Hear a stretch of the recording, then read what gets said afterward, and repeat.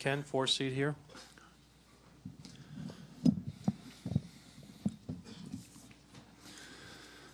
Kevin, Ken Miller, you guys have been resilient all year long, and no one has asked any of the other participants in press conference about this, but you guys are now in a 0-3 hole. What is the mindset of your team right now going into Game 4 on Friday? Well, I think particularly in games 1 and 3, we really gave ourselves a chance to win. You know, we've been in this position before and not came out victorious, but, you know, like last year and, you know, Game 3, it seems similar in that we were right in the game. I know last year we actually had the lead, but we were right in the game, and, you know, KD hit that 3 on the left wing, but we came out and I think he was telling me that, you know, we hit 24 threes, you know, last year in Game 4 and had a really great showing and, you know, didn't accept defeat. So that's something that this team needs to do and continue to be resilient and come out Friday and you know, shoot our shot, play our game, and, you know, give ourselves a chance and move on to the next one, and you'll see what we can do in Game 5. So Friday's going to be big for us. Chris, right here in the third row on the right. Kev, Chris Fedor, Cleveland.com. Kyle Korver has been such a big weapon for you guys all season long in these playoffs. His gravity, his movement, his spacing. How tough is it for you guys on offense to not have that weapon in this series thus far? Yeah, I mean, as you've seen with Kyle here, he's been able to, you know, get off shots and open up the lane for not only Braun but for all of our guards, especially when he's able to get free. But I think you saw it in last year's final as well. You know, whether it's I know Iguodala just played tonight, but you know, some of their other wing defenders, and particularly Clay, he's just so good at shutting that stuff down and forcing me into tough shots, not letting us get to that pin down action. So it's been I think a tough series for Kyle. You know, he had some open looks tonight. He had the one where, you know, he pump faked, he traveled, and you know, looked like that shot was going in after they had made the call. But you know, we need him to just come out and be himself, and you know, we need to find ways to get him shots. Kenny on the left side. Kenny Rhoda, WHBC over here. He had a double-double in the first half, only 3 field goal attempts in the second half. Was it what Golden State did to take you out, or did the offense just not come to you? You know, I had a couple three-point shots, I think, in the second half, and the other one, I believe, was a strip with Iguodala there at the end. But yeah, I think it was more so we got stagnant. I think we came out, we're ultra aggressive in that first half, myself included. But we've you know, third quarter's kind of been our Achilles heel the whole year, and I've mentioned it this whole series. I feel like I've been sitting here up here at the podium and answered the question the same way. Is that you know, Golden State is great in that third quarter. They fought back, they took the lead, and you know, for us, you know, we got stagnant again. We didn't move the ball, we didn't cut, we weren't getting to our usual spots that we like to get to starting the game. So I think that was mostly it. Games 1 and 3, 2 very winnable games. Yeah. What's the difference with them up now 3-0 as opposed to maybe you guys being up 2-1? I just think the margin of error against them is so little.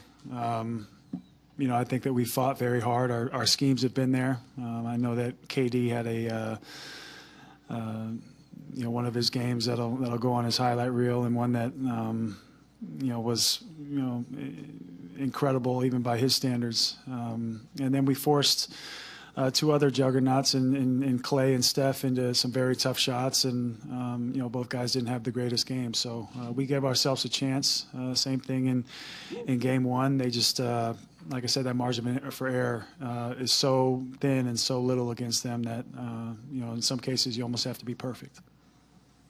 Dave on the left. Dave McMenamin, ESPN. Kevin, you play basketball long enough, you tip your hat to a guy making a great shot, but when he makes a carbon copy in a Game 3 of the NBA Finals to go up 3-0, like Kevin Durant did from the wing, what goes through your mind, and how much have the Golden State Warriors changed with KD versus the team you played in the 2016 Finals? Well, I think in 2016 they were definitely different. They had a different identity. I even saw I came across Draymond's quote about Bogut. Like, Bogut was great anchoring their defense, and having Draymond out there as well was very tough. So when you add Kevin Durant now to, last year to a 73-9 team, he's obviously a MVP level player.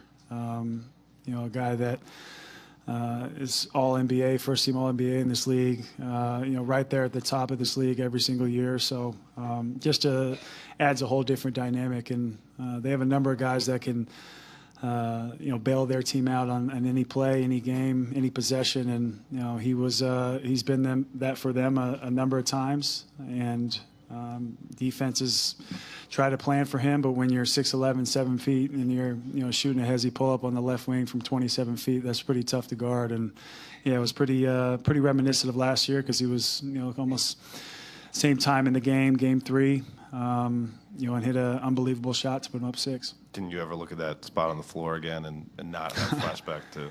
Yeah, especially here at Quicken Loans. I was telling somebody after the game that Jason Lloyd, telling it was like deja vu seeing him hit that shot again. So sometimes even when it's coming, and he's playing downhill and he's out there dancing with the ball, that pull-up is tough to stop, because he can shoot right over you at that size.